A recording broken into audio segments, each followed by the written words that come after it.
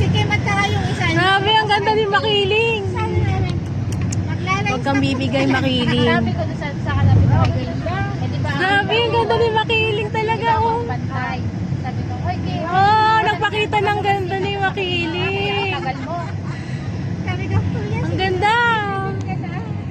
Ngayon lang nagpakita ng ganyan yan. Hindi ang pogi.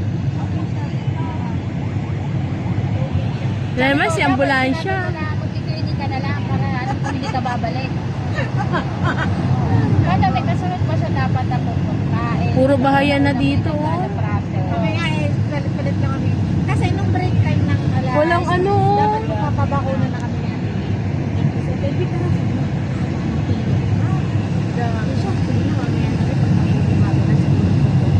Mas marami ko. Ayoko naman paturok ng maaga kasi na mabigat. Pagka nagpa-process. Gusto ko yung dati may reset nga eh. Kaya nagtataman.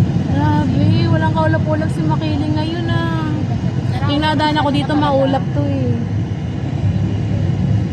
Depende na lang kung meron. Grabe, ang ganda. Eko, sabi niya kasi daw pogi. December expire na yun. Yan ang bundok Makiling, Mount Makiling.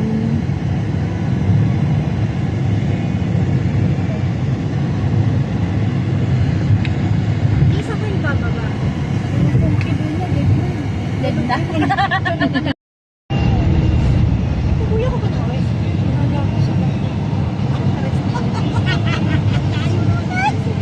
Layo ng turo ni Mesilas. Oh, may Ate Juday. Oh, yun. Kapatid ko pala si Ate Juday.